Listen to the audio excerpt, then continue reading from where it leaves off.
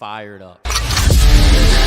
The snap, the put down, the swing of the leg. It is on its way. It is good! Cincinnati wins the American Championship. Cincinnati, a 20-point win tonight in Kansas City. Cincinnati is legit. Welcome to the national scene. Wes Miller and the Cincinnati Bearcats with the win. And guess what? The Joe Burrow era is just beginning.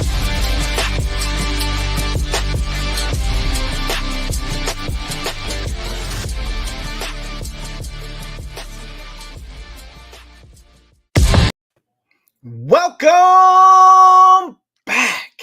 One of us, one of us, one of us. Aaron's one of us, Ed. Yeah, because he's a dad now. I gotcha. That took me a minute. I wish we had planned that one before we came into the show. That one just popped into my head. I looked down and I thought, he's one of us now. Look at this guy, girl dad. How is it? Are you tired? Yes. Mostly because she doesn't really nap during the day. And so like I'm trying to stay up pretty much as I can just to make sure everything's okay. But no, it's dude, it's awesome just to have that little thing that you made just here. Like, oh my God, you're so small. She's tiny. She was born 6 pounds, 7 ounces. Just a little bitty thing, but it's awesome. How many times has she thrown up on you? None. Oh, wait for that one. I mean, yeah, that's inevitable. All babies do that.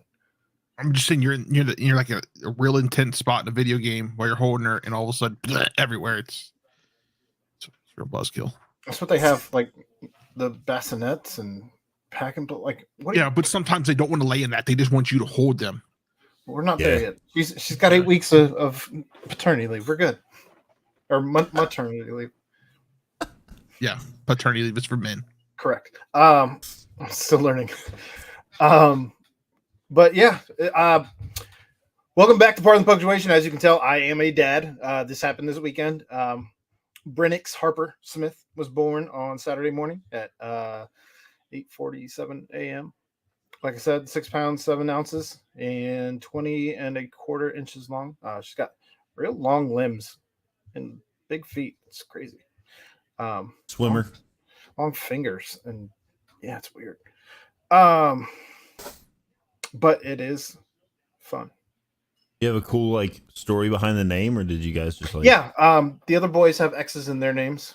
Both of Rachel's sons have X's in their names. So wanted to tie them all together with another X. So that's really the only, and we liked Harper. It just sounded cool with Brennix. We picked out a couple different middle names and sounded That's the one them you out. landed on. Sounded them out, and we were like, I think we're gonna go with this one. Did you try yelling them too? No. Yeah. I mean, we did not yelling. Brennix, get in your room. No, it wasn't like that. It was like Brennix Harper. That works. That's that good. works. That's good. Yeah. Brennix Harper. You don't want something that you're gonna like stumble over because then you lose, or laugh because then you lose. Exactly. You lose all credibility in the situation. They're like, "See you later, Dad. Try again next time." Yeah. So Parker Jackson. Pretty excited, but that was my big news over the weekend. I don't have anything nearly as exciting as that. I mean, that's life changing. Like my kids are out of town with my grandparents, or with their grandparents, my parents, and we're like cleaning the house. So Nice.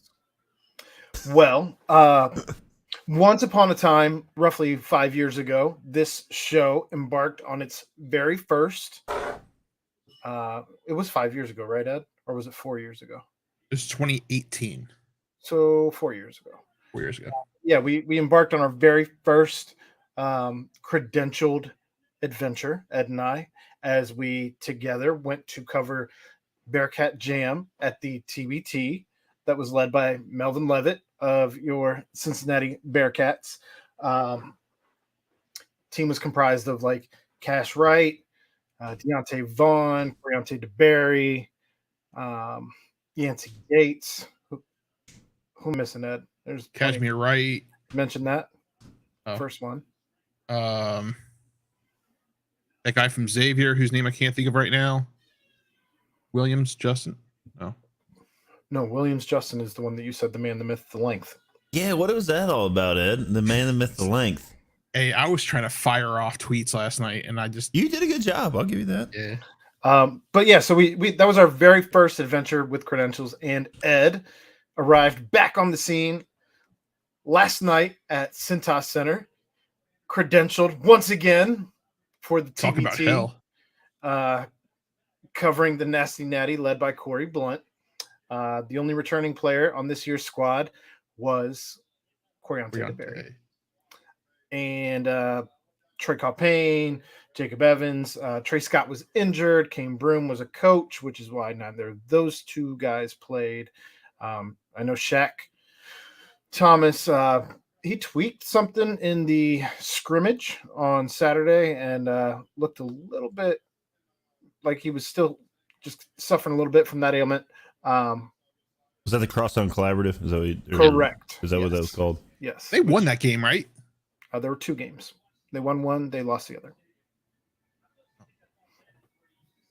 Mm-hmm. The first one was like 18 minutes or something. The second one was like 10 minutes, something like that. I don't know the answer to that question. Huh. What I do know is a very cool event that they were able to get the players on both active rosters for UC and Xavier NIL money.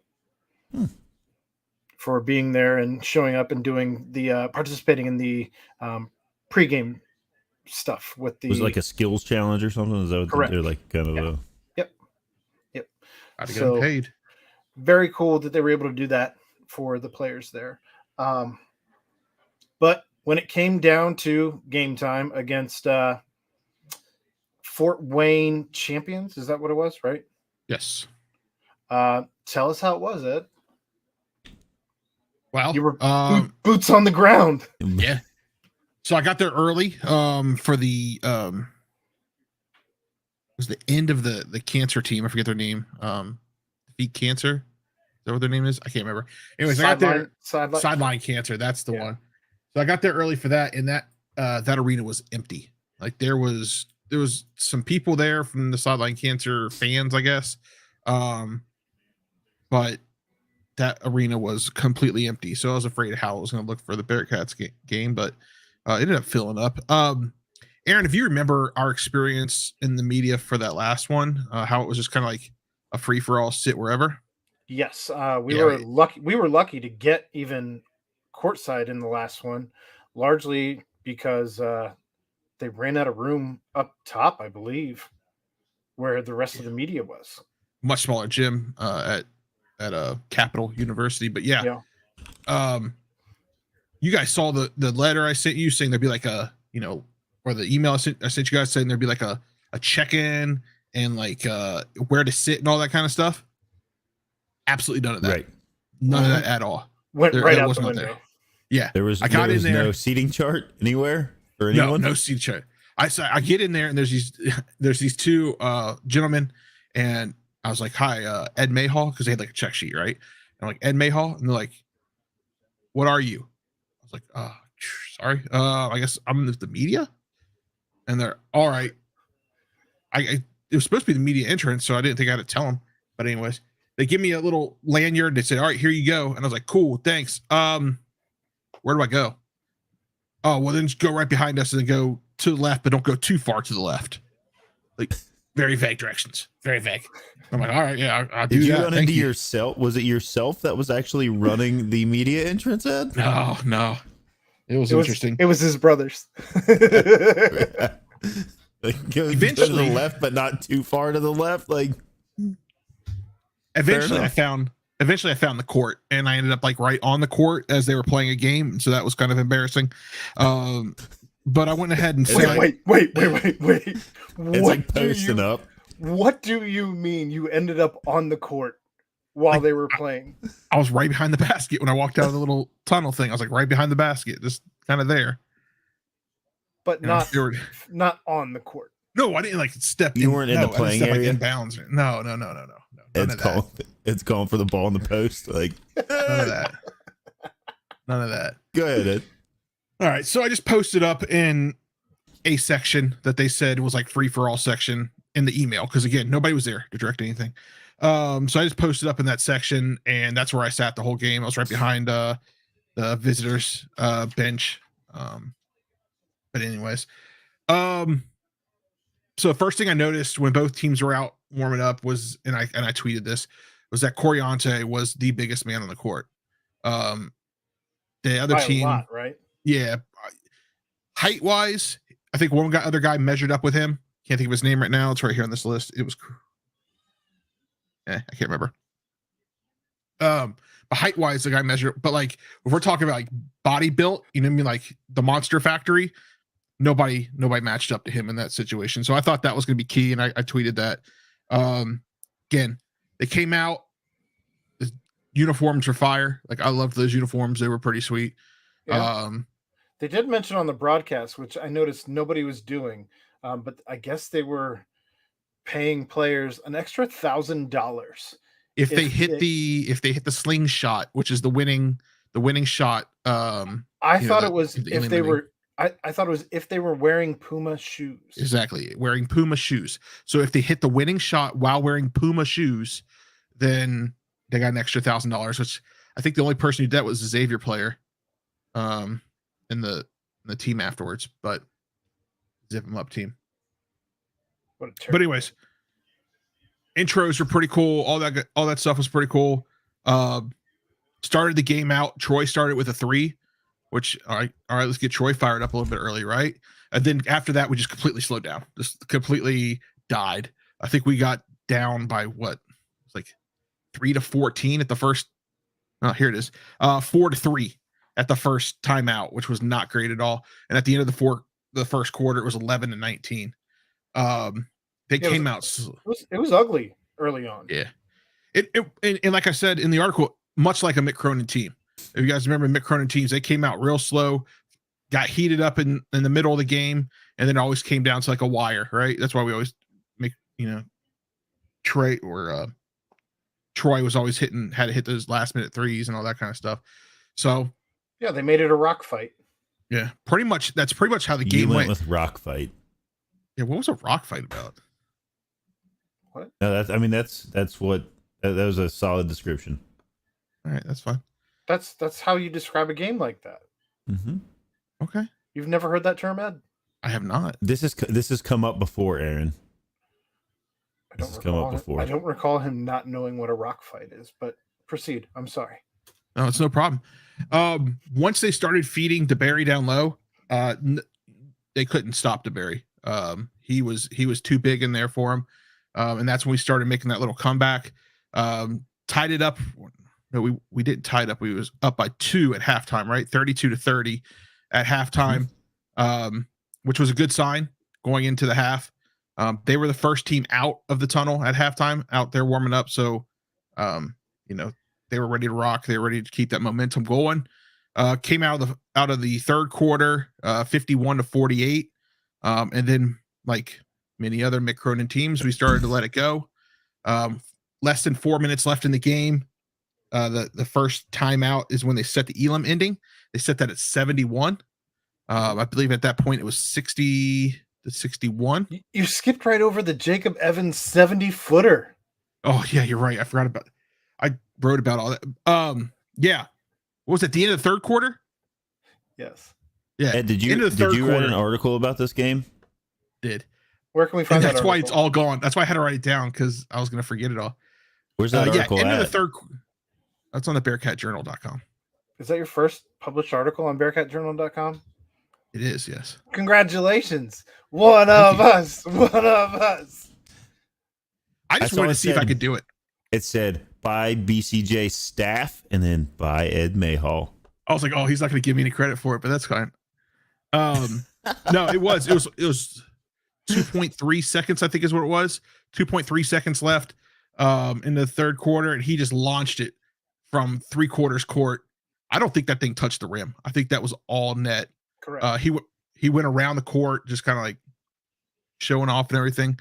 And then, of course, they set the Elam ending at 71. Bearcats pressed them pretty hard to try to keep them from scoring. To try to keep them 71. They had a turnover. They stopped shot clock turnover. There was one play right before they scored to win that they called it Fort Wayne ball, but it was clearly out on Fort Wayne, and they were all trying to get him to watch the tape. But I guess that's not a thing in the TBT because like every player was going like this. Corey was going like this. All and everyone was just kind of the refs were just kind of looking at each other like, can't watch tape. There's no review process. I don't know why they wouldn't have reviewed it. It's a very pivotal part of the game. But I guess they don't have it. Not a feature they offer, but unfortunately, not part of the package deal. Not part of the package deal.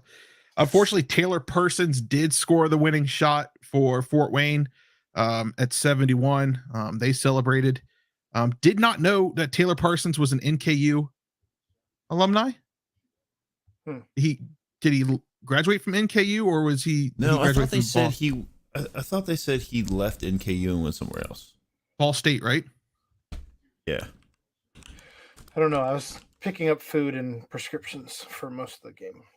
Well, he did a lot of talking towards the end of that game, which apparently is his thing. He said in the press conference afterwards that once he starts to feel comfortable, he starts talking. He started at NKU and then transferred to Ball State. Okay. So some of the things I noticed, Troy took over from the beginning. So Troy was the obvious leader of the team. Jacob started off really slow. And then, like I said, in the middle of the game, he was knocking down threes and then just lost it. I don't know if he hurt himself. Somebody said that he may have jammed his thumb in the fourth quarter. But you had Jacob, Cumberland, and Troy all trying to shoot threes at the end of that game, which again, another indication of a Mick Cronin team live and die by the 3-pointer. And none of them were making it, which was completely weird. Normally those guys make it. When you're down 67, you need to get to 71. And why are you launching threes when all you have to do is get to 71? It was like, I understand they're not familiar with the Elam ending. That's not something that they traditionally play, but you don't need a 3 to win the game. Like you still would have to make a 2 or another 3 or a free throw. But That's what I thought. What did they end up? What did they end up from the free throw line? Free throw? No, they sucked there too. 11 for 17. That's not awful for a Mick Cronin team.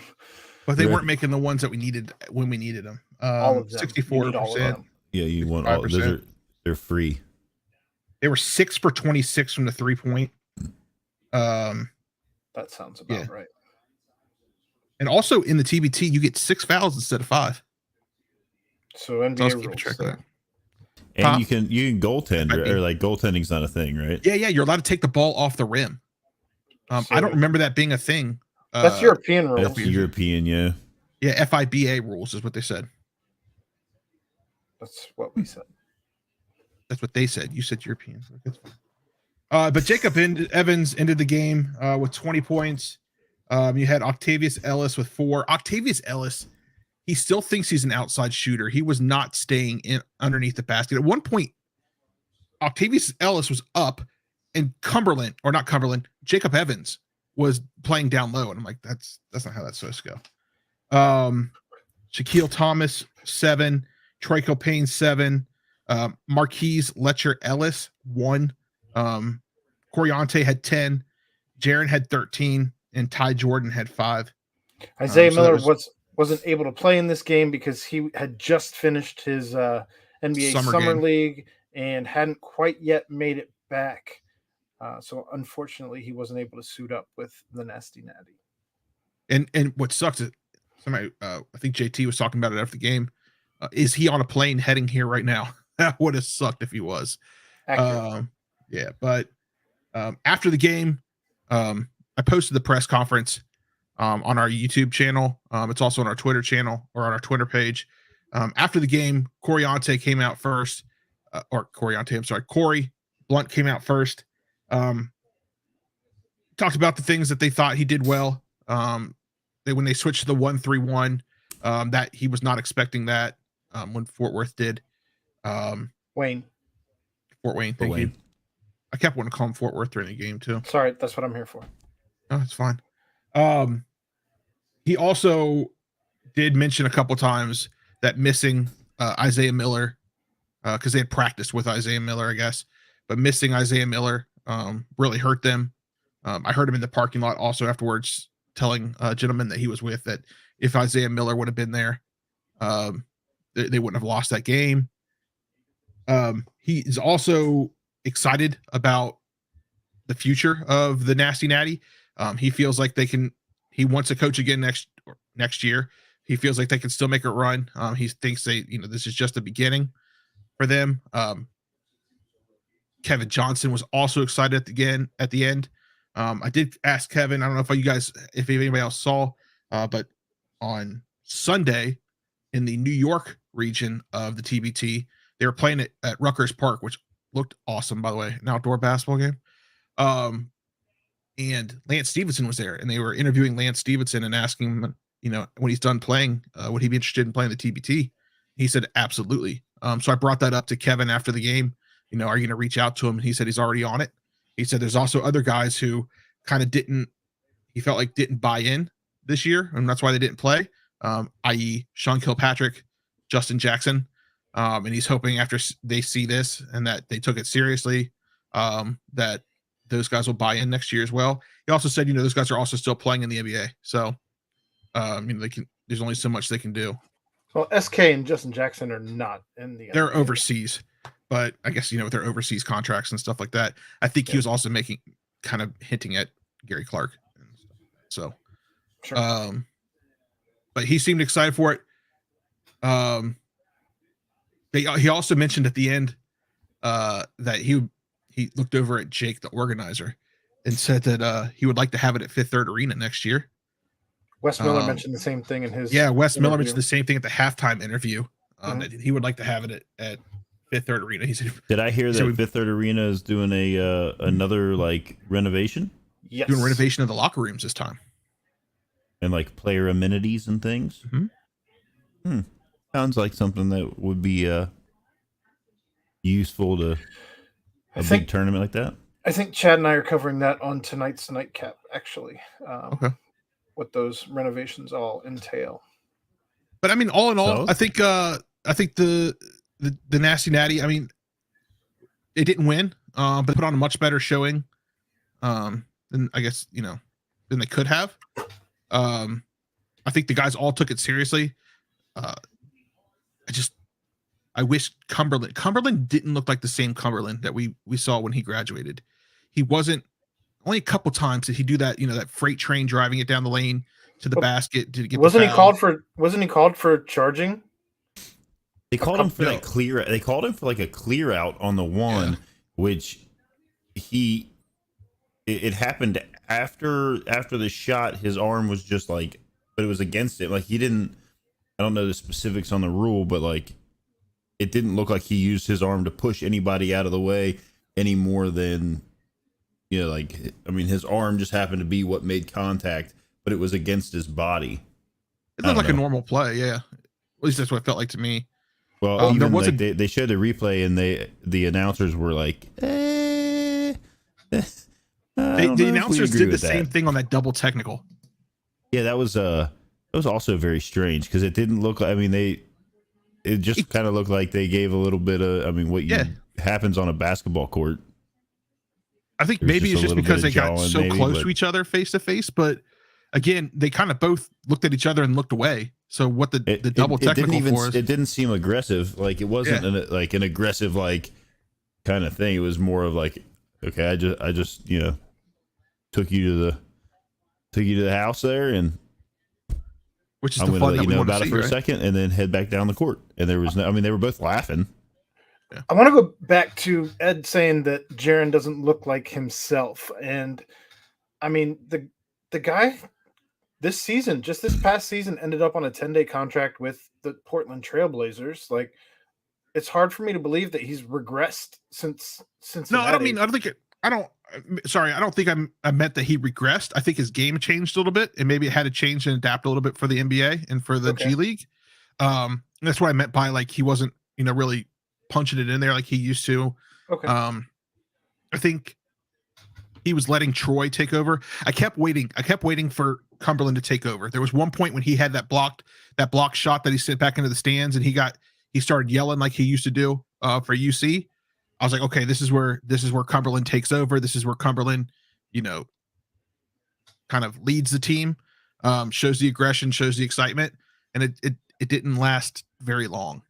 So I think that's a lot of alphas though too that have left. Like since they left Cincinnati, a lot of those guys have gone on to have good careers. I mean, Troy's got, I think, at least one championship overseas. I think Octavius might also have a championship overseas. I think he does. If not at least a dunk competition championship, one or the other. Or both, maybe even. He and Troy may have been on the same team at one point. No, you're right. There was a lot of alphas on that floor. I mean, you look at Cumberland, Troy, Evans. There was a lot of guys out there who Shaq. If Trey would have played, Trey. So it was kind of interesting to see how that was going to work. So I don't know, and maybe some of the younger guys deferred to some of the older guys. So I think that as this thing progresses and perhaps they get a little bit more time to play with one another, especially when you see some of the off-season open gyms and such that they've been showing up more for over the course of the last 2 years. How that happens. Somebody had asked me on Twitter, didn't these guys all play together in 2016, 2017? And I looked it up and because I couldn't remember off the top of my head, and they did 2016, 2017. But if that was Cumberland's freshman year, Troy's senior year, and Evans, that was his sophomore year, but he left that year. Like he left for the NBA that year. What about Corey? Was he on that team or Octavius? Corey wasn't on that team. No, Octavius wasn't on that team. Huh. Maybe he was a redshirt that year. Like, because he transferred in, and I think you had to sit out a year when you transferred. I looked it up in that college sports reference. So yeah, I'm not sure. But in any case, good to see the guys out there. Good to see them doing their thing. It was still an exciting weekend, as you saw some things we haven't seen ever with the rivalry game, and I think that will continue to grow, and I think that'll gain popularity, and you'll see more people showing up for that, both former players and people, as I think that's nothing but a good thing. Chad had mentioned, as we talked about it over the weekend, that I don't know if it was, I think it was Chad saying that he was surprised it wasn't chippy, a little chippier, but you got to keep in mind they're coming there for NIL reasons. They're coming there to put on a show, kind of like the Harlem Globetrotters, if you will. Like, not that anybody was supposed to win, but you're talking back. You're referencing the collaborative. The collaborative game. The collaborative, correct? Not being chippy. Okay, right. But I wouldn't expect that to be a chippy game. As far as never know on Saturday night. But no, things certainly got chippy last night. There were a little bit of attitudes flaring from everything that I understand. One other thing that I did notice, I think those guys are out there trying to win $1 million. Trying to win $1 million bucks. Exactly. Right. So. One of the things I did notice, if you remember that tournament game in Nashville, when it was our first there. Yeah, no. Which tournament game in Nashville? Was it not Nashville? Are you talking about a UC? When we lost in game? Nevada. When we lost in Nevada. Oh, what, you're talking about that? We're doing that? Yeah, why are you talking about that game? Because this is what I'm gonna bring up. Do you remember at the end of that game, Xavier was supposed to play after us, and all those Xavier fans showed up, and they all were like booing the UC players at the end of that game and cheering when we were missing shots. And then they lost too. Yeah. Well, a lot of Xavier fans showed up in about the third quarter, fourth quarter, and they weren't doing that. They were actually kind of cheering on the Natty. I think they kind of because they wanted him to play. Yeah, see him play. So I appreciated that from the Xavier fans. So you guys want to hear a funny story? Did Xavier end up winning? No, yeah, Xavier did win. So they play tomorrow night at 8:00. Okay. What's I your don't remember funny who. story? All right, so and this tweet didn't make it out there. I'm so glad it didn't make it out there, but I sent it, but it didn't make it out there. So I'm sitting in the section, and about 5 rows in front of me, just to my right, this guy sits down, and all of a sudden I see all these people pointing to him like big eyes, right? And I'm like, "Who's this guy?" Is this your tweet about the hat? Yeah, did it make it out there? Couldn't find it. I saw that tweet. Okay, all right. So I tweet out. There's a guy with a hat who just sat in front of me. People seem to be excited about it. Shrug. You had a GIF, yeah. The Yeah. Jim Halpert. Yeah, I found out who that was after the game. Who was it, Ed? Jackson Hayes. Yeah. Yeah. From does he still play for For the Pelicans. Okay, that's what I thought, yeah. That was kind of embarrassing. He went to Moeller? Moeller. Moeller, yes. And then played in Texas. Yes. He did play for Texas. Yeah, after the game, he walked by the media window and JT goes, "Oh, this Jackson Hayes." And I'm like, That's the guy with the hat. "The guy with the hat?" He's like, "Yeah." I was like, I know I should know that name. So I Googled it. Yep, way to go. Thank you. You're lucky I found my car after that game. I don't remember a lot of things a lot of times. You're lucky you found your car. Doesn't affect me one way or the other.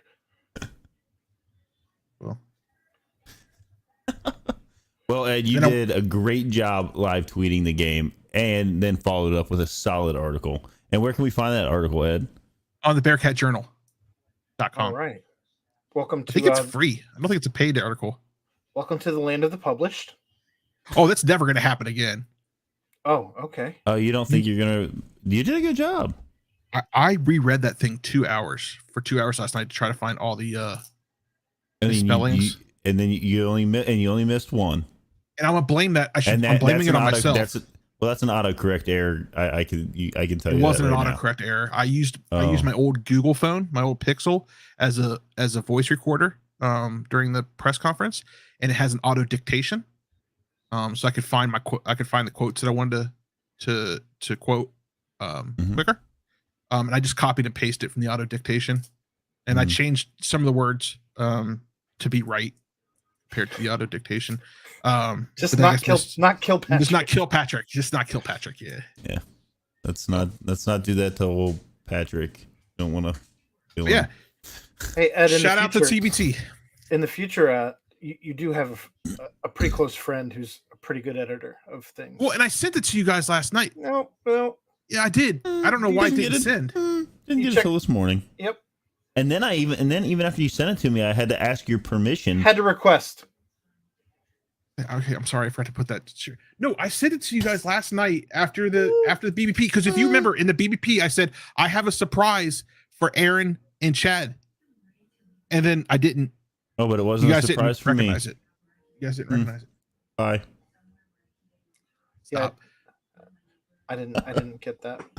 Well, and I was going to ask you earlier this morning, like, hey, did you get that? But like, I didn't want to be like, you have a new baby at home, so I didn't want to be like trying to press you to do that when you're trying to take care of a baby. And I know that Chad had to be at the Peach Bowl early, or the Peach Jam early, so I didn't press it until it was noon today, and I was like, hey guys, have you seen that? I think it was like 10. Would have been fine. Well, see, I didn't want to be invasive. That's all. Now you know, and knowing is half the battle. I'll go back and say it though, Ed. Well done. Good job. It didn't send. You're right. Nailed it. It didn't send. You're right. No, we both got it. We were like, oh, that's from Ed. Delete. Why didn't it send? Did you send it from inside the arena? You're the IT guy, bud. Right down here in the basement. You're the IT guy.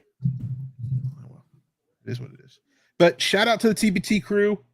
They put on a great tournament, or they put on a great show. Everything seemed to run pretty smoothly. You get instant replay next year. It'd be great. You send them an email, a nicely worded email to the commissioner. Yeah, not strongly worded. I'll just send it to Jake. Dear sir. Oh, you're gonna send it to Jake? You and Jake on first name basis now? I mean, I have been emailing Jake back and forth since Sunday. From State Farm? No, because he sent a list of when the games were.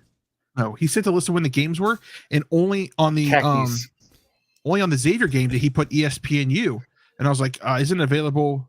Aren't all the games available on ESPN Plus? And he wrote me back and said ESPN3. Huh. I rewatched the game today too. Yeah.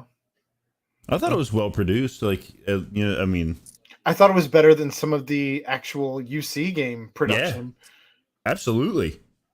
Especially like some of those games that UC plays on ESPN3, whether it's like football or basketball, whatever. Like, you turn on, you're like the contrast. It's like a high school game on C-SPAN or something. Like, yeah, it's terrible. On public television. Yeah, like I don't know which team has the ball right now. Like the white balance is all off, and it goes back to standard def, and you're like, what number is that? I can't. Yeah. Is that a 3 or an 8? Like, how did we do this on a 17-inch screen? Right? Like why is this in like 480? This is awful. It's like, as good as Ed's camera quality. Like, I can see this game better listening to it on the radio. Get me out of here. Your camera's good right now, Ed. The Nokia is cleared up. Stop. Also, shout out to the UC Bearcats. They actually brought the Bearcat to the game. They had their media there doing some recording. It brought Varsity out of retirement. He works for the school, Ed. I know, but I was making a joke. That's funny, right? Whatever. Spencer works for the school. I know, but still, it's kind of funny, right? If you, it's a big hat. Because the last game they were at, Jackson Hayes. I knew I should have told you guys about that. I'm just glad Chad's not here to yell at me. Oh, he'll hear it. Yeah. Oh, I know. He's probably getting ready to text you and ask you for the link. I already sent it. I thought. Just wait till he pops in. Just I sent it before we started, so okay. you're good. Oh, also the blue blob, like kind of shoved me out of the way. So the Did you get in a fight? Did you get in a fight with the blue I almost blob? zipped that thing up. Like I was sitting there trying to get some footage, and all of a sudden I got bumped, and I was like, "What the?" And I look over, and it's a blue blob. I don't think he saw me. I don't know how you see that thing, but I was like, Ed took it personal though. I wasn't here for the media right now. I would zip you up. Wasn't there an Adam Sandler movie where he beat up a mascot? Billy Madison, he beat up a clown on not Billy Madison, Happy Gilmore. He beat up a clown on the putt-putt court. Yeah, maybe. I think did he beat up the penguin too? Chased the penguin. I don't think he ever beat up the penguin. I don't know. Anyway. All right, moving on. Next. Good job, Ed. I'm proud of you for going back and to our old stomping grounds where I was nervous as hell. I was nervous as hell. Where this thing all started, but glad that Pardon the Punctuation was able to show out there. You got to see the man, the myth, the length, Justin Williams, while you were there. Also, shout out to Brandon from Go Beer Cats. He sat down next to me after the game. We chopped it up for a little bit. Yeah, nice. You also got to see front office news own Neil. You met Neil? I met Neil, and then the other gentleman whose name I cannot think of off the top of my head right now. Justin? No, not Justin Williams.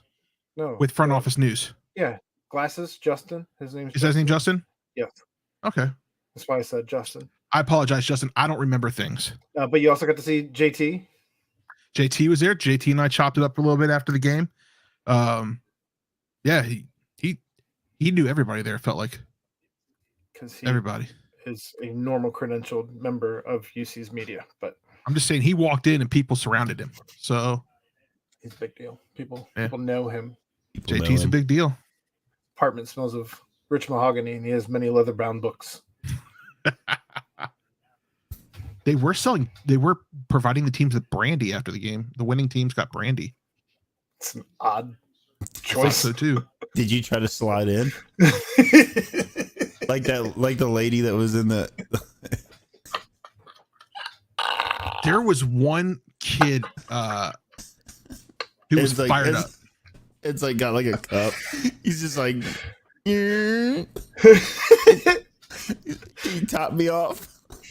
I mean, I knew bringing my pimp chalice was a good choice. Like, no, I brought a water jug. Tucking your media credential, and you're like, please. I'm with the team. I'm with the team.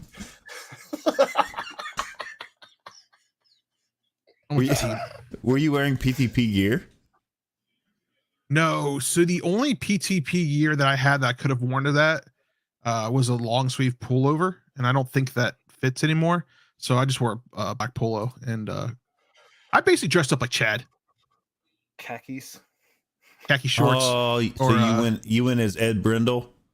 I went as Ed Brindle. The only thing I was missing was a backwards Bearcat Journal hat. Yeah, well, maybe next time, Ed. I didn't wear a hat though. I put gel in the hair. I did put a hat in the backpack though, because I thought about it. you know how much you like those rope hats and the And the bucket hats. bucket hats. God. Why do you guys hate so much? I don't know what you're talking about. I love you so much. You're just such haters.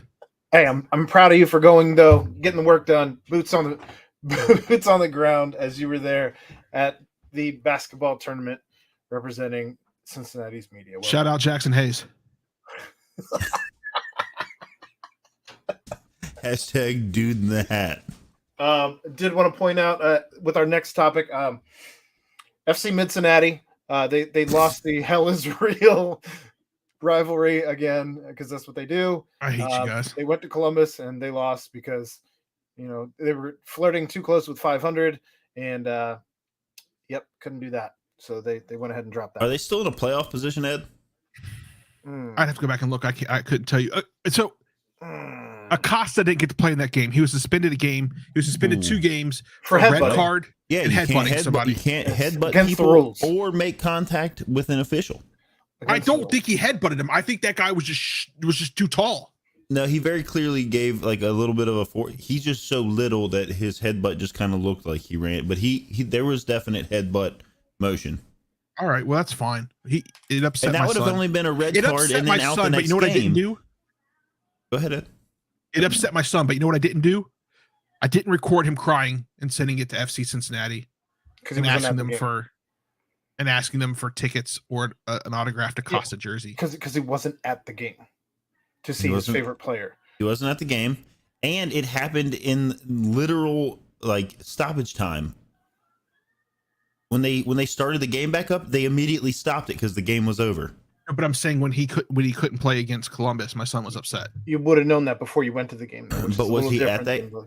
Yeah. Other Okay. thing. No, that's fair. But just Chad's saying. here. Would you like me to bring him in? Yep. That's why he's here. Hi, Chad.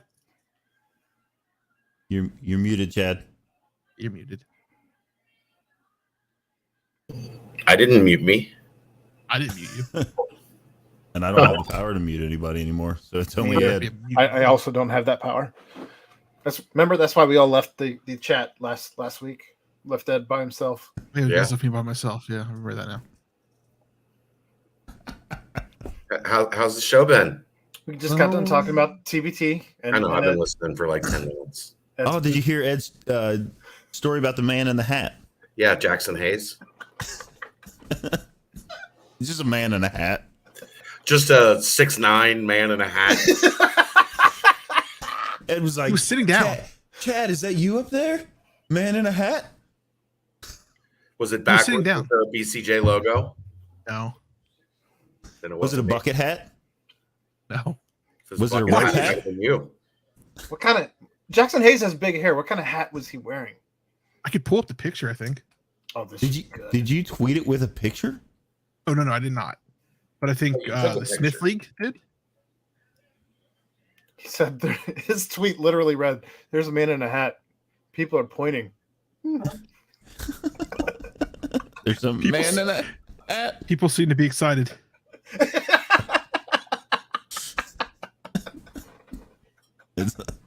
I'm going back to tweeting about the game. Oh man. Which, for all intents and purposes, is what you were there for. So,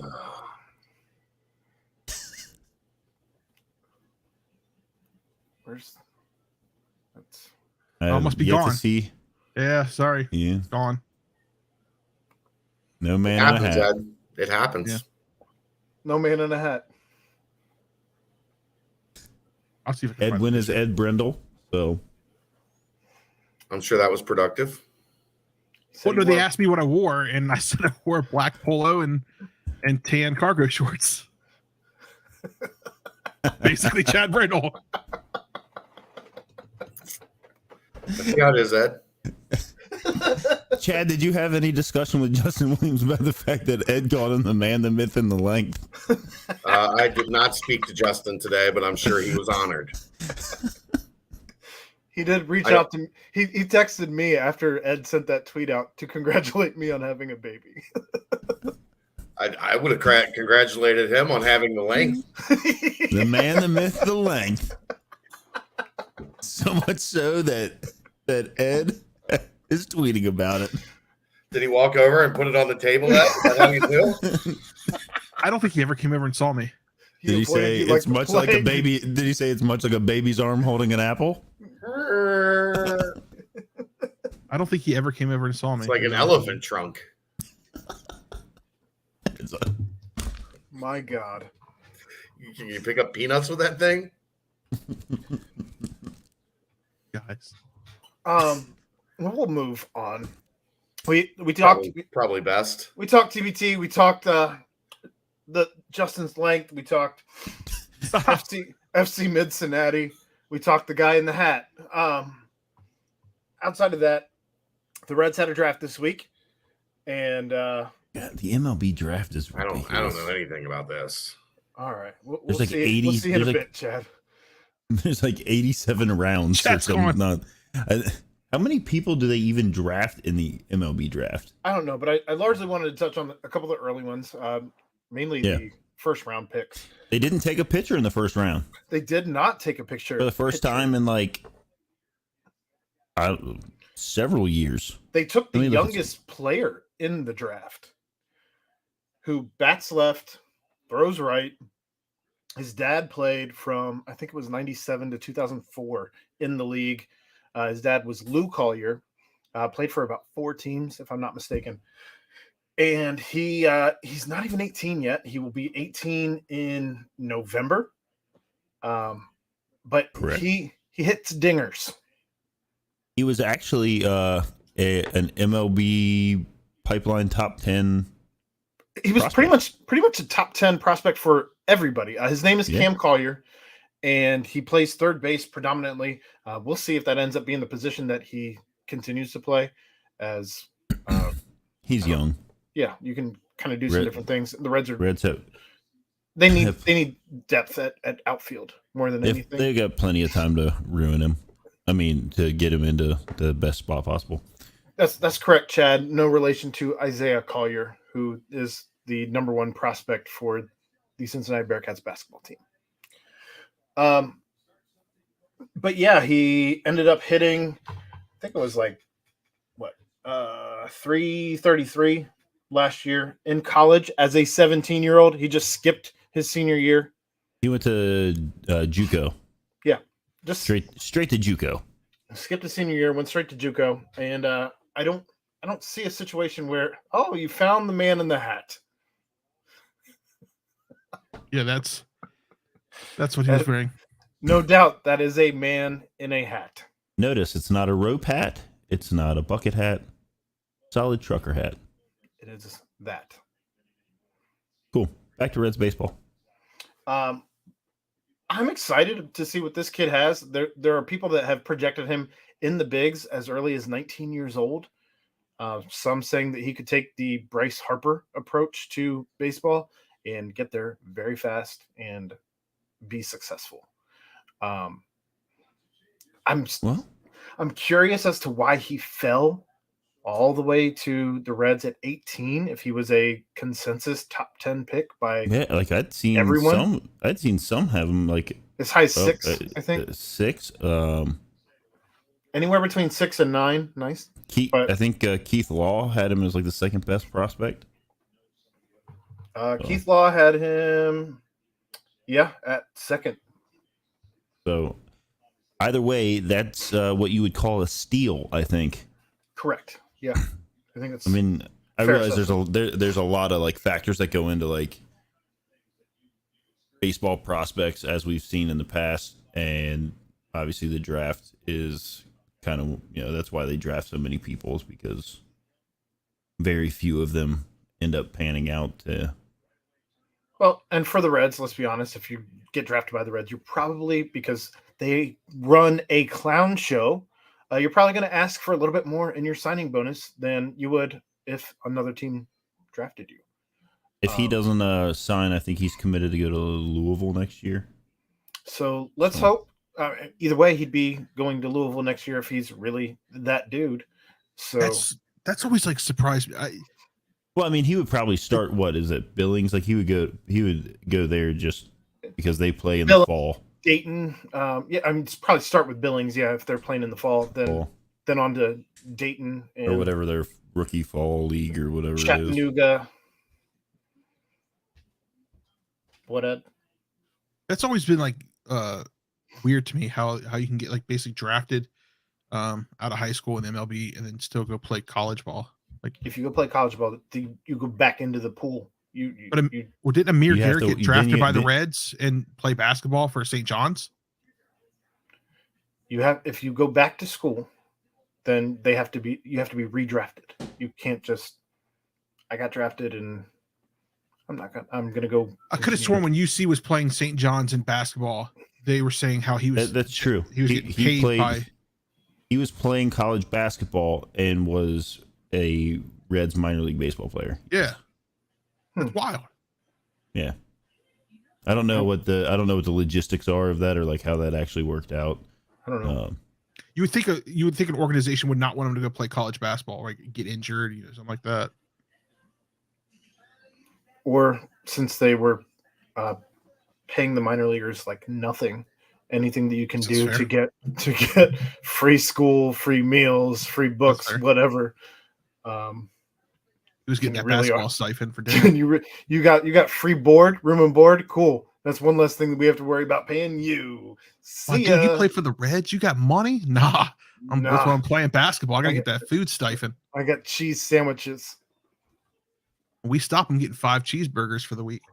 But yeah, I'm excited to see what happens with Cam Collier. I can't imagine that he wasn't the top prospect on the Reds board because they probably actually just printed off somebody's boards and used that for. Yeah, let's go down this list. He's allowed. Oh, this guy's still available. We've all been there in our fantasy draft, and I feel like that's the way this Mickey Mouse organization runs things. Think so the Reds operate their draft like it's a college buddies fantasy football draft. 100%, I believe that. Who should we draft next? I don't go Twitter, find out what Jeff Passan's saying. Like I feel like that's not the way that Crawl approaches it, but Phil Castellini's like, I'm one of the owners, so this is what we're doing. He's like, where are these kids gonna go? We pick them. Where are they gonna go? They're gonna go to college? No, they're not Cam Collier's like, I'm gonna go to Louisville. With the Reds' second pick, which ended up, I believe, high school kid. He was the Nick Castellanos compensation pick. Another high school kid, another third baseman, batting right, throwing right. Sal Stewart, who's out of Miami, Florida. High school kid, right? Yeah, another kid who's, I believe, 17 as well. But he's young. He's powerful. He hit a bunch of home runs in the home run derby, the high school home run derby last year. I think I'm I don't recall what that number was. I did watch a video, but he mashes. Again, it's a home run derby, which is what you're supposed to do. But he did finish. Oh, they don't have the stats on this particular player. I know he hit a lot of home runs. That's an awesome assessment. I know. It's Oh, the he MLB hit draft, so. He hit 526 the last 2 years as a high schooler.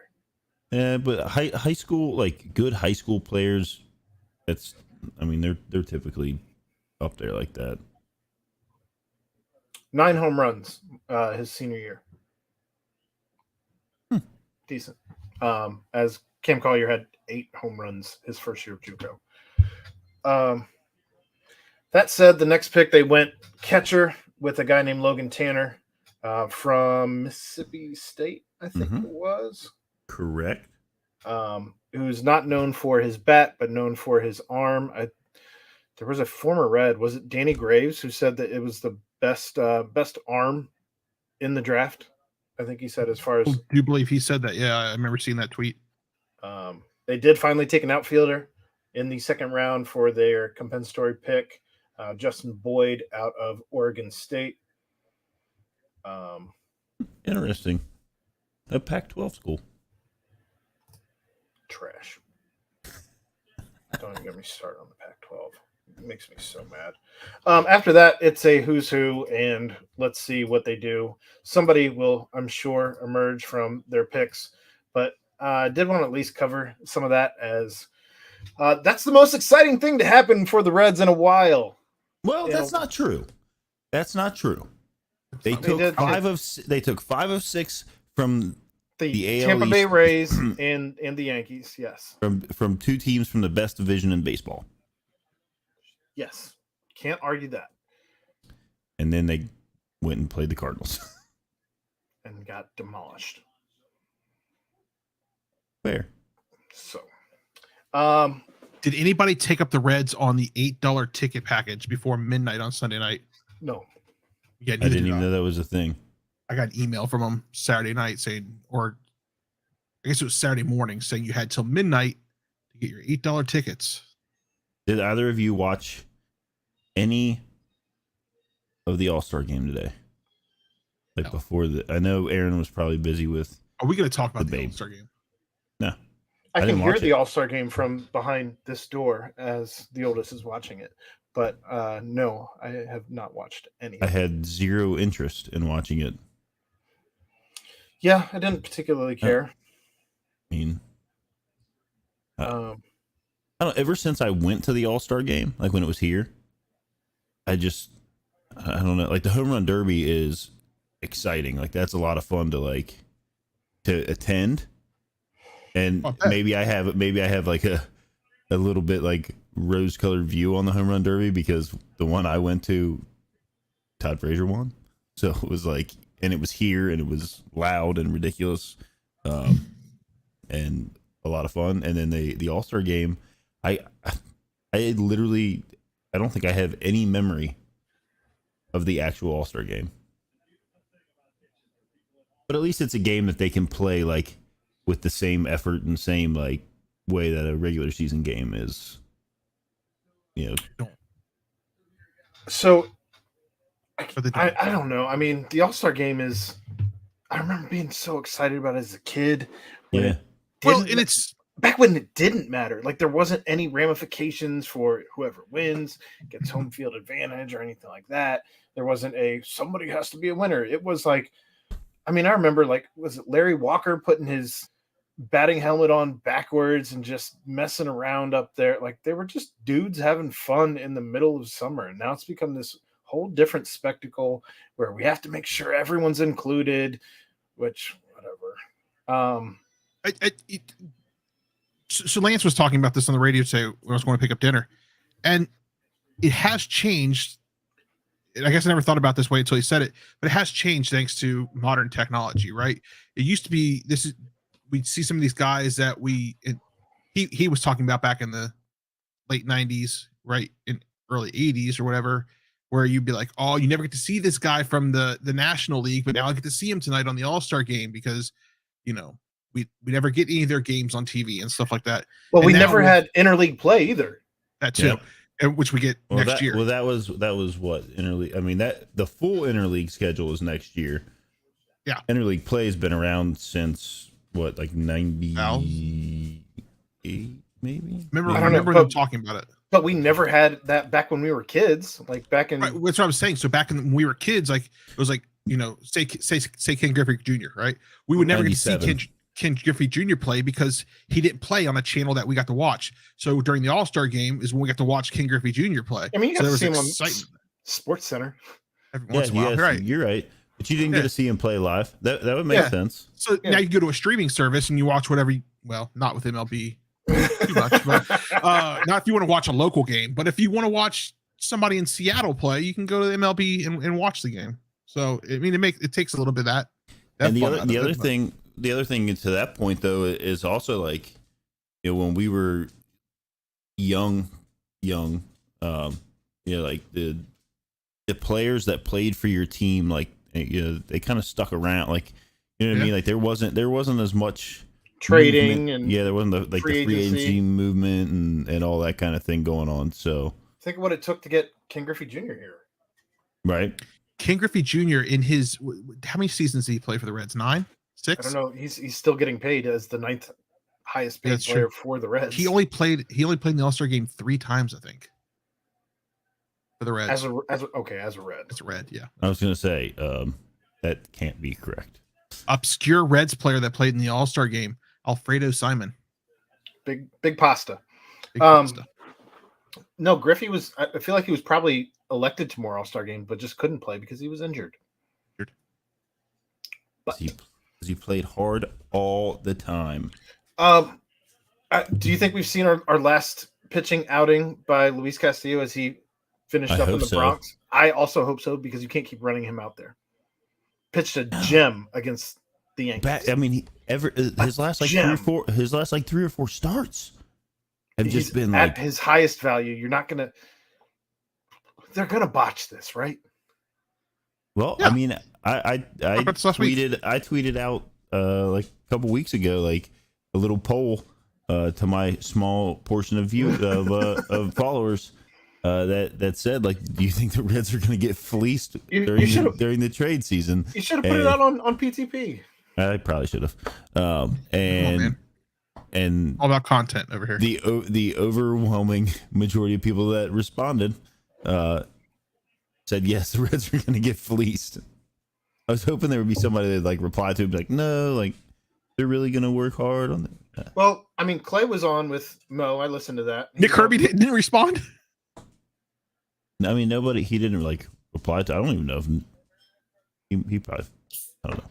I think he started following all of us after he was on Yeah. the show. But I don't know. I mean, Clay was on with Mo and talked about them trading and didn't think it was lunacy for the Reds to expect 2 top 100 prospects back in the trade. I don't think that's ridiculous. No. So you're, He is easily like. I mean, I guess now they're saying that like Juan Soto might be available or something because he Sure. turned down but that. but he that's still has arbitration left. So Yeah, and big money and big. I mean, like obviously Castillo, like whatever is going to cost a lot of money there too, but not to the level I think of Juan Soto and Castillo is going to. There are teams that require that like. Juan Soto's 23 years old, I think. So Yeah. yeah, he's going to command a little bit more than a guy who's 29 and entering the last year of arbitration. But the that thing he is like the Reds could absolutely ask more than top dollar for Castillo and get it. Yes. Will they? The problem is you have to also consider who's actually going to reach out to the Reds knowing that's what they want. And so then you're worrying about, I have to take the best deal of the deals that have been presented to me. This is true. I mean, that's how it always is. It's not like, every team is not going to, Be knocking on your door. right. So, I mean, you look at the, I guess the thing is like, do you have to weigh what could happen over the second half of the season Mhm. if you're like, hey, we're just gonna hold on to him and try and trade him in the offseason if we don't, God, I hope like. not. But I think that there will be enough teams. There probably already are enough teams calling that you can fleece for their, and it's not even really fleecing them. Well, you tell them like, here's the thing, Jeff, is if you don't get what you're looking for him, I guess it's not the end of the world if you keep him for next year. Yes, you'd be paying him, I think it's something around $10 million next year, which is still a hell of a deal.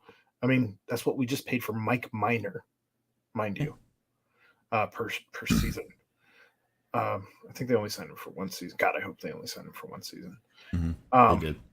Thank God. He's terrible.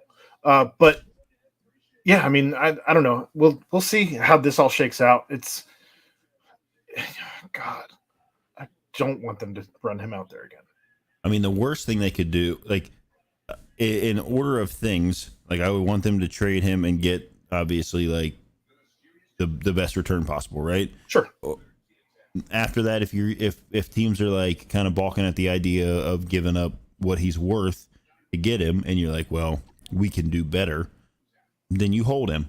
That's number two. The absolute worst possible scenario is they attach Moustakis to him and send him somewhere. That's what I mean? that's the second worst scenario, I think. I think that's the second worst. There's a worse scenario than he gets injured. That's I mean, as far as like because the movement of him, Tommy John would put him out for what, 9 months? No, I mean he'd be done. He'd be out all. If it happened tomorrow, he would be out Roughly at a year. least through all of next season. Yeah, that's the worst case scenario. And then you get nothing. That's fair. Nothing. I didn't want to put that into the ether, but Yeah, Jeff didn't want to put that into the universe, but thanks a lot, Aaron. We're come on now. We're not the only ones who've said that. Get out of here. That is not on me. You're right. Not on me. I'm putting it on you. That's fine. That's what Ja Rule said. Put it on me, baby. What's love got to do with it, babe? If we were monetized, we're demonetized now. No, that was nowhere near the recorded version. That's pretty close, though. I don't even think you said honest. the right words. There's no way you said all the right words. No shot. What's love Well, you got said to do with but I think it, it's babe. I don't know. I think you said put it on me, and I don't think I think it was put it on you. But I'm gonna put it on you, girl. What's love? Anyway, we're moving on. That's the end of that. So, conference realignment came up again, as it has been quite a busy ride with all of that. And Chad and I have talked about it ad nauseum on the BPP. It's been talked about on the BCJ pod. We've talked about it here. We've talked about it on the nightcap. As much as I'm sick and tired of talking about it, we can't get away from the story as different things come up every day. But yesterday at 9:15 p.m., Pete Thamel, who generally is a guy who doesn't just say stuff. When he writes something, it is sourced with good sources, not just, I have a guy who has said this, so you should believe me because I have 1,700 followers. No, you don't have the insight of the Big 12 guy from West Virginia.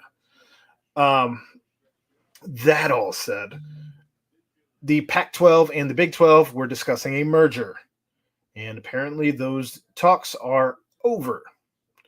Are you surprised?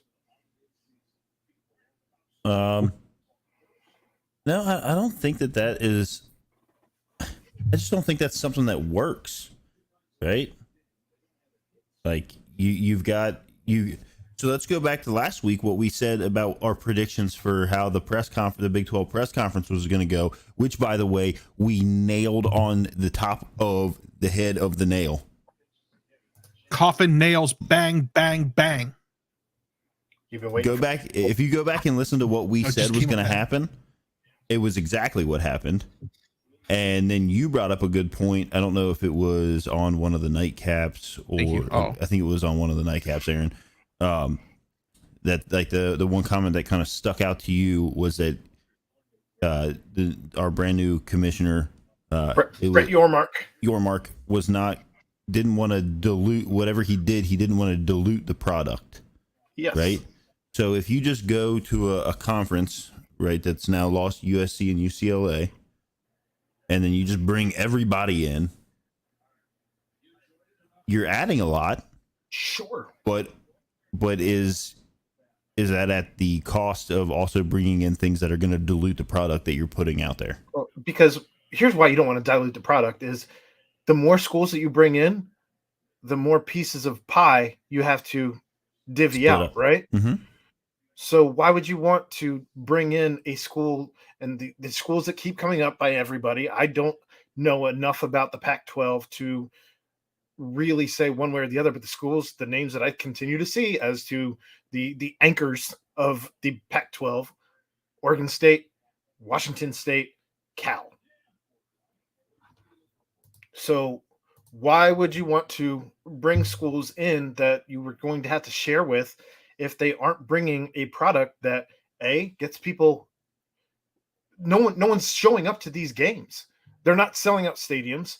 I don't know that the market in Washington State, Oregon's like the TV market in Washington State, Oregon State, and Cal is. I mean, Cal's in San Francisco, but is San Francisco a market that's going to watch Big 12 football just because you brought Cal in? So what you're saying is, are those schools that are going to move the proverbial needle? Correct. And at this point, I don't think it really matters that you're in markets if no one's watching the games in those markets. Like, no one's showing up to the games just because San Francisco is the fourth biggest market, I think, in the country. If I'm not mistaken, I think I read that somewhere. What does it matter if you're bringing them in if no one's showing up to the games? No one gives a shit about Cal football, right? So what does that do for you? Because everyone can stream anything at this point, and whether you're CBS, NBC, ESPN, Fox, Apple, Amazon, wherever it ends up, it shouldn't matter, because if people want to watch football, they're going to watch football regardless of where they are at this point in time. I mean, You're right. I think it's a pretty simple equation to look at, and Yormark laid it out in as clear terms as he could put it. Well, he wants to get younger and hipper. That was another quote that he mentioned repeatedly. So at that point, again, why does it matter what TV market you're in? Because we talked about it with baseball. You can watch games nationally for whatever team you want to watch. How many games do you outside have to of the ones in your own market? At least in baseball. But Right. with college football, I mean, how many games do you have to scroll past to find the American Conference right now on ESPN3 when Cincinnati's not playing a team that's worth a shit? You have to scroll past, right? Same with basketball. And But- how many of those feeds look like a C-SPAN feed? Right. We talked about that too. But, I mean, I guess that's why it doesn't. I don't think it really matters what TV market you're in if there isn't a following for the team. Absolutely. That's why I mean the biggest thing is each of these, and we've talked about it going this way, is like each of these conferences I think are going to eventually, they're all going to have their own streaming service. And maybe it's like, hey, like all of our games are going to be on this, but we get the national. It'd be in partnership for whoever with, had the TV media rights. Yeah, it would have to be, obviously, because your streaming service isn't going to bring in the same kind of money as a TV contract brings in, no, or a media rights deal brings in. Unless you got the commercial rights that are actually, I mean, yeah, Hulu, you watch Hulu and you get plenty of commercials. Yeah. Unless you're paying for the premium, and maybe you do pay for the premium just to not have the commercials, but you're still going to have, just because you're not having commercials at that point, you're still going to be listening to something if you're watching real time to where there's just something playing. I mean, I think the other thing that you have to look at it with that is like, is that something that like these conferences really want to like have to deal with? Is like all of the like lining up all the commercials and like running of all that kind of stuff, right? Or do they do they want, is it still worth it for them to be able to say, look, we're going to charge you, I don't know, what is like NFL Sunday ticket cost if you don't get it included in a package, or like NBA, like NBA League Pass, what does that cost if you don't? Well, League Pass you can get with 2K. Got it. Put my pre-order in this past week. Jeff. But I think Sunday ticket's like $250. NFL Sunday ticket for the 2022 season, $293.94. Okay, so almost $300. So I guess the question is, you as a consumer, would you pay between, let's say, that $150 mark and $300 for the Big 12 network, and you can stream any Big 12 football game, basketball game. You can, okay. So it's got that, the multi-screen option or whatever, like you can stream all that. And then if you're into it, you can stream like the wrestling that comes out of the Big 12, or volleyball or baseball or softball, or, whatever sport they have, any product that they're putting out there, you can stream it through the Big 12 network. What is that worth to you? It'd be interesting. It would be certainly interesting. Because you got to think that, if you put that out there, you're talking all Big 12 sports. So, that is kind of an interesting package there. Like, is it worth more to you? It depends. Are they putting out an actual solid product for the production, or are we going to get what we got from ESPN3? That's a good question. Because go ahead. Sorry, it would be really cool to watch, Bearcats baseball on the Big 12 network, or Bearcats, I guess women's soccer. I don't think they have a men's soccer team anymore. I guess that was a club team. Well, we got a couple 5-stars coming in tennis. Yeah. Tennis, yeah. Would that interest me in that sport for $50? I guess $100. No, it's part of your package. It's you pay $300, $500 for the year, whatever it is, for the entire year, and you get all of it. Or is it something where you pay like $250 and you get football and basketball, and then you want access to the wrestling matches, so you pay an extra like $25, and that's a sport that probably doesn't bring in, it doesn't bring in media rights money, right? But now you're making $25 a head on however many people want to watch the wrestling stuff. So like now I have access to it. You sell it in packages think like about that. Like, college wrestling, that'd be pretty interesting. Like to watch maybe too, these are the. And if we're all honest here. There's A tier sports, there's B tier sports. Sure. There's so like depending on I want the all sports package. So it's you're into you're into C tier sports, Jeff. I know you're into C tier sports like running and I'm watching the world championships of track and field right now. That's what I'm saying. That's your jam. Like lacrosse for some people is a big thing. Like I don't know. There's just different things. But here's the thing: is if we're talking about it at our level. If we're talking about it at our level, as as dumb as we are, Ed, you played that clip earlier, and it's pretty funny. I am a very dumb person. I was diagnosed at a very young age with shit for brains, so I'm not smart. I'm gonna do my best. Now the other thing that I was going to bring up there before you said that is I'm just saying is if we're talking about it at our level. The people who are running the Big 12 are certainly absolutely talking about this. I think, thing. But the other thing that helps I'm out. processing this in my head right now. Sorry, Jeff, but I'm processing this in my head right now. And right now, I'm like, I'd be super excited about that. I could watch college wrestling. I could watch, but like you said, Aaron, I'd be super jacked about that right now. But if that production quality, like you said, isn't up to par, then I'm not going to be going to keep watching that kind of stuff. And so, no, I would not pay it. So I think it would come up to the production value of what I'm paying for that package. Yeah.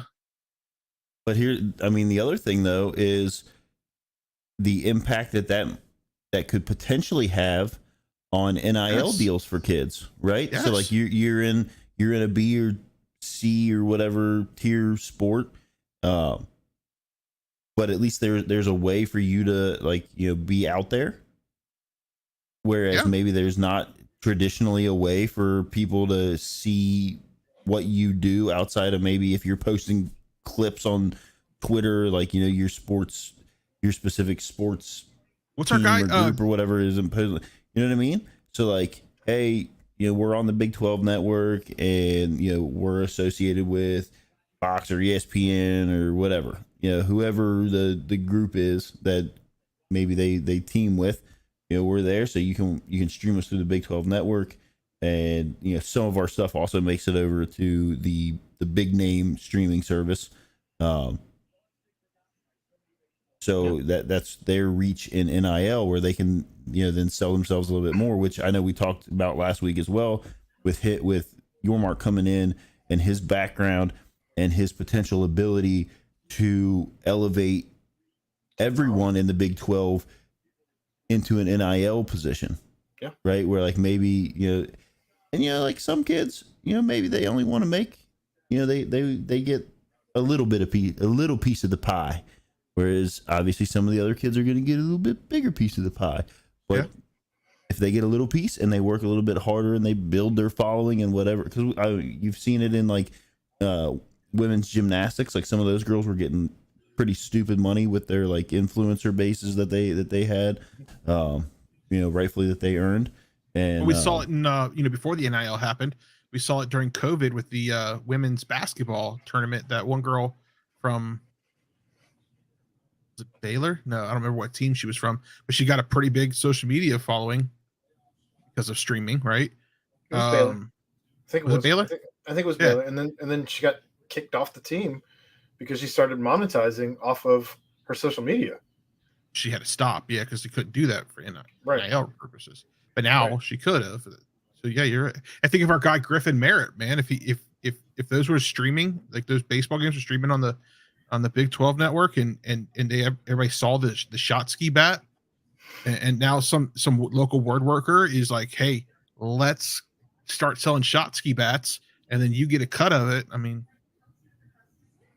when you tip the shot ski up, it has, anybody could put their logo on the, pay them to put their logo on the bottom of the shot ski bat. And when they tip it up, it says, like Holy Grail, Bearcat Journal across the bottom of the Bearcat Journal, right across the bottom, or something at the bottom of the shot glass, even like a logo or whatever the case may be. I saw today that MLB baseball is going to, MLB baseball is repetitive. MLB is going to have the advertising on their jerseys next year. Are they? Yeah, they did that in the NBA this year. I didn't feel like it was too distracting. So all right, well, that's fine. It's been more than this year. It's been a couple of years now. It has been a couple of years, hasn't it? Yeah. That's been a thing in like in in Ed's soccer world for a long time. Yeah, they don't even have the actual logos of the teams on. Yeah, you don't even know. You're like, what team is that? The Mercy Health Lions? Who is that? You walk into Adidas store and there's a soccer jersey with shimmy on the front of it. That's FC Mid-cinnati. Never mind. Oh my God, come on. Oh, I never should have told you guys I was becoming a fan of MJF. All right. Mid. FCM. Man, here I am last night feeling bad. Like I'm literally sitting there last night like, man, Jeff would really enjoy this. He'd be running up and down the sideline, just snapping pictures. Now I don't feel bad anymore. Now you can sit here and just call me Mid all the time. Not you, the team that you support. Not you. You're calling my team Mid. No one said Ed Midhall. Are you about to change my name? Nobody can, Ed. Right, I forgot. You guys can't do that anymore. Ed Brendel, you're good.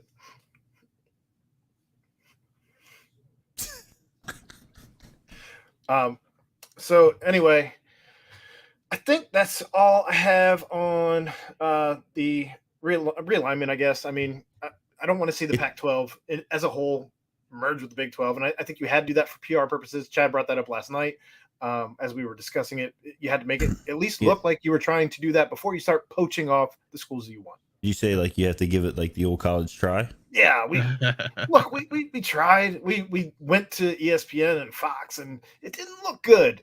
So we're gonna dilute our product. We're gonna take your best and put them with ours. I still don't understand the love affair that the media has. I put that out on Twitter today. I don't understand the love affair that media has with the Pac-12. They've been trying to boost them up for the last couple of weeks. I understand some of those people are employees of ESPN, and the ESPN supports the Pac-12 very strongly. I understand that some people work for the Big 12 as well. And right now, Fox, I think, has the rights for the Big 12. But it's not a great product that the Pac-12 has. I understand there's some tradition. I believe it's called the Conference of Champions. I think a lot of that tradition left. Right. UCLA and USC being gone. That said, Washington and Oregon have both made college football playoff appearances. And then you have the four corner schools, Arizona, Arizona State, Colorado, and Utah that people keep talking about. They all have fairly hungry fan bases, as well as most of the Pac-12s, or I'm sorry, Big 12. So I think those brands would fit. But outside of that, I just don't see Stanford, Cal, Washington State, Oregon State. These things don't make sense to me. So it's really all I have on that. The last thing I wanted to talk about tonight, though, before we see if Ed watched any wrestling. Okay, let's just go ahead and put. Okay. No, we'll get there. We will get there. Madden ratings came out. Madden ratings came out. Ed, do you have them ready to pull up by chance? You didn't ask me to, but I can get it for you. Yeah, it's all right. Go ahead, just because I want to touch on something real quick. Are you talking about Jamar Chase being the 20th, 19th? So he was rated 87, 18th? Right? Yeah, 87 overall. 87. So he tweets it out how it's going to be like motivation. Did you see who responded to him? No, I didn't know he tweeted anything out. So he did. He tweeted out a picture of his rating, and it just said like, "This is going to be extra motivation for me." Okay. Right. Or he responded to some. There was obviously he was asked about it. So Tom Brady replied to him and said, "It's all good, Jamar. They didn't even put me in the game my second year in the NFL. Tom Brady was in the league as a rookie in Madden. In the second year he was in the league, which I believe he won a Super Bowl, he was in the game as QB number 12 with no picture." And he was like, the 41 awareness with like, then somebody like tweeted the his stats that they gave him in the game, and they gave him a 41 for awareness. He was like, that one hurts. So at least Jamar's in the game. I don't know. I can't. I think his final rankings ended up being like 18 or 19 in the league. I can't name. It's that Cincinnati Bengal bias. There is not that many people that are better than him in the game. Oh, there you go. Those are all the people that are better than him in the game. So this is wide receivers: Devontae Adams, Cooper Kupp, Tyreek Hill, DeAndre Hopkins, Stephon Diggs. DeAndre Hopkins was injured all year. Oh, it's not even on the list. Justin Jefferson, Mike Evans, Keenan Allen, Scary Terry, Amari Cooper, Michael Thomas, also injured all year last year. Tyler Lockett, Chris Godwin, DK Metcalf, Deebo Samuel. And yeah, he is not even on the list. That's what, 15 or so? Yeah, let me see if I can find a better one. It's okay. The one on Madden.com is just, it's too clunky. Fair enough. It's absurd though, right? I'm not buying the game. I already pre-ordered it. There's too many Bearcats this year in the NFL for me not to buy that game. Although I can only imagine how bad they've rated some of the Bearcats. Speaking of, congratulations to Desmond Ridder on that 4-year contract. Saw that. With like $1.5 million signing bonus. Yeah. I think somebody wants to be let in. Hold on, I just really jacked up the screen. There we go. All right, cool. Chad, what you think about Jamar Chase being like 18 or 19 in Madden ratings? Stupid. Sauce's ratings out. He got a 78. I saw somebody had a top 5 of rookies that would be make an impact on their team, and his name wasn't on there. Dez was number 1 on that list, and Sauce was not on the top 5 list. Yeah, that's also dumb. There's not Sauce a world, is a 70. I mean, come on, man. there's not a world 78. Yeah, there's not a world where he's not starting. If I'm playing Madden and I have to start a 78, like I'm like cutting him so I don't have to start him. Or finding somebody to trade. Right, that's what I'm saying. I'm moving him. Stupid. I ordered. So I ordered this place called Slim Chickens. Oh, used to be one of those out here in Mason. I wanted some chicken wings, and I was going to stop at Zaxby's, and the line at Zaxby's had like 14 cars in it, and I wasn't going to do that. So I came home and I ordered Uber Eats, and literally, like, the flats were the size of my pinky. I was like, ridiculous. And then I went to take a drink of my sweet tea, and much to my surprise, it was Dr. Pepper. You ever taken a big swig of sweet tea and realized it was soda? Like that, it doesn't go down well. I just saw that the Bengals rating overall is an 80. You know, the team that just went to the Super Bowl and improved the only place that they were hurting last season, which was the offensive line. The only place that they were hurting was the offensive line. And that's why I haven't bought Madden in like 8 years. They are rated an 80 overall. Unbelievable. What's the weak position of that team that their rating is so like? Where are they bad? All of them. Apparently, Joe Burrow's only an 85. Yeah. Look at that. Lyle Collins was an 88 overall. Yeah. DJ Reed. Yep. Joe Burrow's only an 85 overall. Jesse Bates, who's not even going to play this year, is a 90. This has Jamar Chase as an 84. I think that's what he was. It's just really low being an 84. Yeah. Like it's absurd that he's an 84. I thought we said he was an 87. But It says 87 there. I don't know what under Jen the other. means. Yeah, I don't know. He's on page 2. This is the official Madden website. Let's take a look. Jamar Chase, 87. 87. But still, Brandon Cooks above him. Go back down, Ed. Go back down, Ed. Brandon Cooks, AJ Brown, DJ Moore above him. Adam Thielen above. Come on, man. Come on, man. They should be ashamed of themselves. That's terrible. It's a stupid game. I can't wait for college football to come back. Well, they're gonna. The bad thing is they're gonna in week 3 they're gonna come out with new ratings and they're gonna be like, well, yeah, our bad. With Chase being like number 5 in the league in yards. That we were wrong. It's just to get people talking. Yeah. But it's doing it the wrong way because the Bengals fans are like, I'm not buying this shit. I'm out. That's what I just said. Yeah, that's what I'm saying.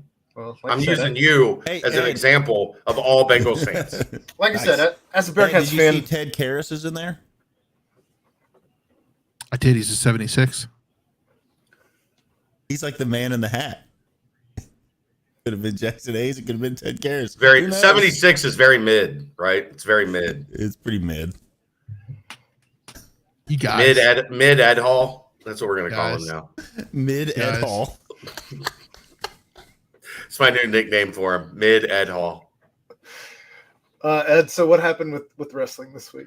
Hold on, I got a couple things. Okay. Watch. Did you see the soccer player in Argentina today or yesterday? Oh no. He took a corner kick, and then right after he took a corner kick, he got hit in the face with a fish. Yeah, what? Hit with a fish. Right in the face. It knocked him out. He had to be like carried off. They had to cart him off. Yeah, and then he eventually when he came back to he came back. But yeah, what kind of fish? I don't know. It was pretty big. It was like this. It hit him right across the eye socket. Did he soccer flop and act like he was knocked out, or was No, he he got hit, and I think it took him a minute, and then he was like, "What the?" Well, some fish have like spurs and stuff, right? Like, Yeah, you gotta be careful with some of those their fins can. So here's the thing. It's okay. Here we go. Oh, I hope it's not choppy. Not choppy. Boom! Oh, in the face with a fish. That's like a trout. So here's the thing. Mike Trout came out of nowhere and hit this guy in the face. I'll give the guy credit, whoever had the fish, that it was only 3 minutes into the game. Oh. Okay, I'm not even sure that actually hit him. No, it hit him right in the eye socket. I've seen a pretty good shot of it. It hit him right in the eye socket. I forgot about that. He did get hit with a fish. Man. Yeah, he got whacked pretty good. At first, when I did the same thing, I was like, that didn't even hit him that hard. But then I watched it the second time, and it got him pretty good right across the side of the face. But you have to keep that fish. Like, I imagine it's not cold in Argentina right now. Oh. You have to keep that fish, like, in your pocket, like, all day. Stank ass fish. Yeah. I guess at like hockey arenas, at least it's like kind of chilly. Right. Yeah, Like they wear sweaters. And they have like octopi that they hide. This was yesterday? You also have to hit the guy. Like, that's Great throw. on the move. Really? Great throw. Low 60s. And you don't know. Yeah, you carry really a fish don't know- around all day, Ed, in the mid-60s and see how it does. See what he did there? Dropping mid again. You really don't know Mid-60s. like how this fish is gonna like. Are you sitting at home like throwing a fish Practicing. against, like, a You wall, got are you? Like the We got to car get. guy. We got to get the right fish. Yeah, guy- like is it? Do I need a sidearm? Is that the best way to get this fish flying? Is it don't- overhand? You don't want a wobbly fish. Is it no? Is it a softball like fast pitch like underhand quick like? Jeff, you like those guys who make like the special shots or like Yeah, like the trick shots. Yeah, the trick shots. He did it with That was the a fish. trick shot. I mean, it was a like trick dude shot? perfect. I think dude perfect. Yeah. They were probably in the stands. just saying.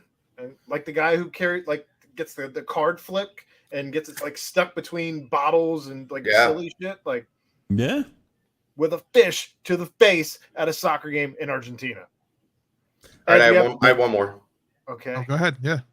Mike Leach today at Big 12 Media Days So This good. was awesome. So on Who Invented the Necktie. He's an idiot. When they invented Time Machine, that guy's in trouble. Couldn't be more right. I thought Fuck you were the gonna necktie. I thought you were going to bring up the fact that anytime he adds an offensive play yeah. in the offensive playbook, he gets rid of another play because you can't have too many plays in your offensive playbook. Sure. No, Well, no, that's what he that's said too. was he said it's better to have a small package than a big package. He's hilarious. I'm so happy that he's gonna be around. I just want to. His press conferences are legendary. Where are we on neckties though? Because neckties are the worst. I don't hate him. I take like if I have to wear one at work, as soon as I can get it off, like when I get It's back off. to my office, it's gone. They make Ed, me- you don't they hate make me- them. You look forward to putting a necktie on. I do. I look forward to, but if I used to have to. So why don't you do it every day? That's a little bit mid. Aaron, you don't own more than 3 T-shirts with sleeves. That's not true. I have to warn you 3 times a week to make sure your nipples don't show on our broadcasts. Why is his volume so loud? He's right on the mic. He's right on the mic. I'm right on it. He's right on the mic. That's true. Sometimes Aaron, no nipples, does bro. Aaron, put sometimes the Aaron nipples does away. Show up with like it looks like what do they call those? Like the girls that wear those shirts that are racerbacks. I mean, Yeah. And it goes down their back. My tan line. He turns it around the other way. My Yeah. tan line's so bad right here. Aaron, put your nipples put the nipple tape on that I sent you. Look, we got a baby here. It's fine. So I do want to bring. You're on Facebook topless today. Yeah, I saw that. Yeah, Facebook what's up and with that, Twitter. dude? He went with the Ed. Skin to Do skin. you not wear a shirt around the house? Skin to skin. Hey guys, did you watch the show last night? He apparently, in that picture, then fell asleep for 4 hours. Yeah. And at some point, the baby was taken away from him and he didn't know. Didn't wake up. Dang. Didn't wake up. Didn't wake up. Just Just all of a sudden, I think she put like a Nerf in there so that he thought that he's still holding something. Not supposed to sleep with a baby. She threw a fish. It landed right in. Yeah. He didn't wake up. He just woke up with a dead fish. I will say those are some of the scariest times, like with my like first and third child, because I don't know that it happened like falling asleep, like feeding them like a bottle, and then I would fall asleep and wake up and they'd be like wedged between the arm of the chair and me, and I'd be like, "Oh, please tell me you are still alive." Wake up! And then they're like, "Ma," you don't do that. You don't shake the baby. Shake baby. No, you don't shake This the is baby. this is gonna end so poorly for him. Also, hot water burn baby. What? It's an Adam Sandler. Hot water burn baby. Hot water burn baby. Hot water burn baby. I didn't hear what you said. No, but what I was gonna No, that's Rain Man. And is that Rain Man?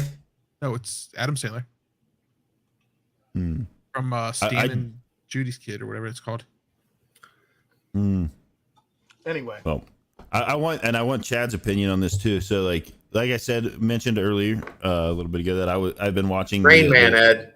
The world Dustin Hoffman and Rain Man. I'll bet you $1 million. Have it pulled up right here. Stan and Judy's Kids. Type in hot water burn baby Rain Man. I don't need to. What do you think came first, Adam Sandler or Rain Man? Well, I wasn't quoting Rain Man. I was quoting Adam Sandler. Underwear from Cincinnati. I was quoting Rain Man. Kmart in Cincinnati. Definitely 246 toothpicks. Definitely 246 toothpicks. Hot water burn baby. Hot water burn baby. That's Rain Man.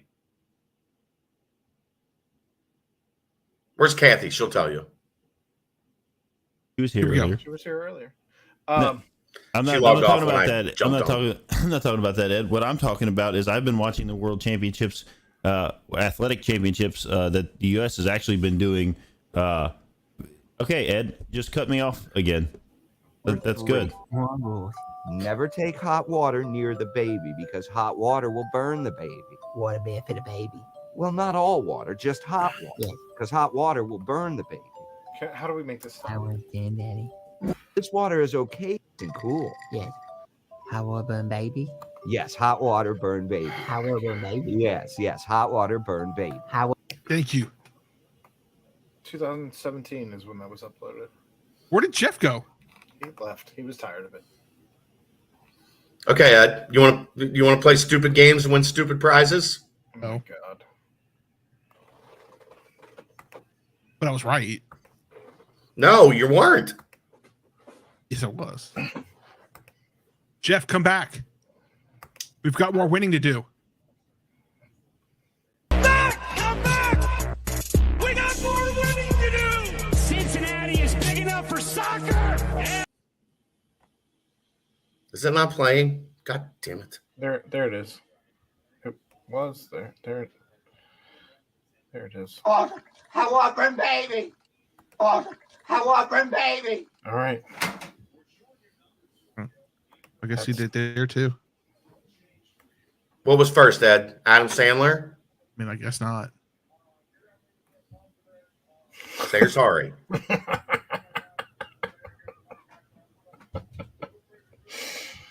Say you're sorry, Ed.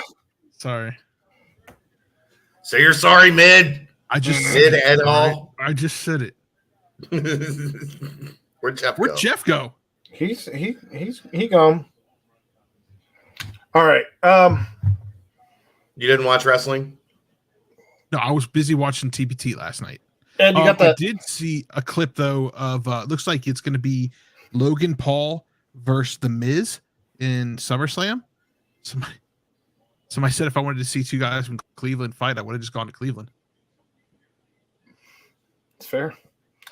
I know we have. Did not. I'm sorry. One more thing. I guess they did not turn to TV 14 on this Monday like they were supposed to. They were supposed to go from PG to TV 14.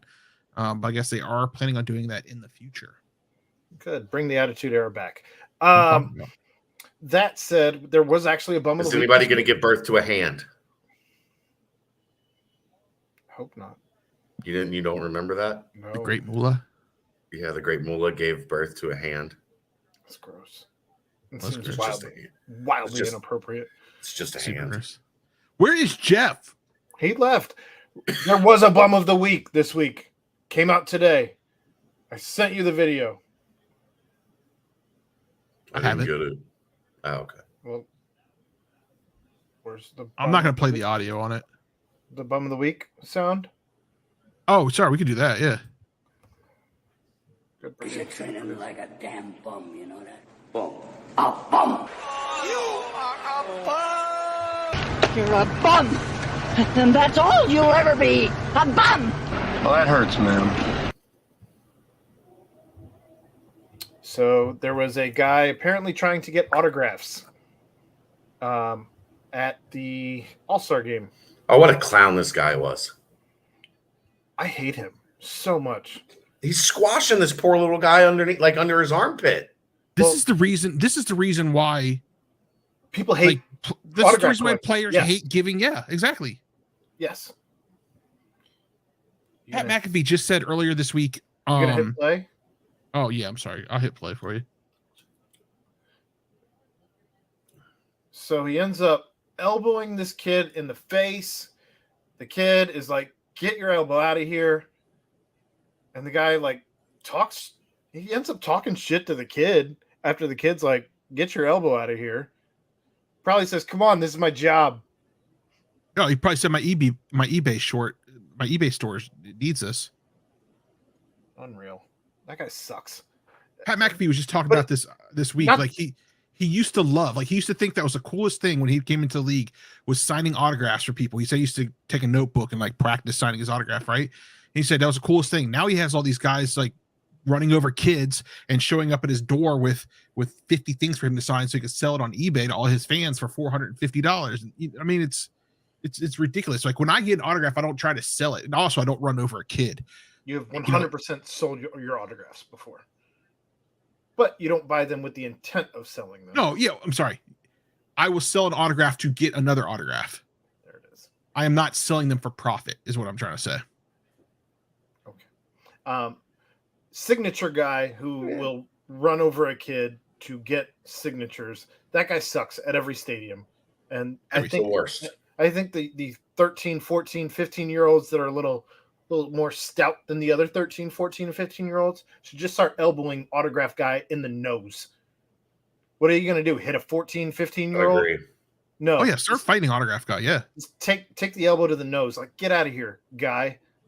See what happens. And any adults that are around said autograph guy who is elbowing kids need to yank said autograph guy out of the line and just start reaming him.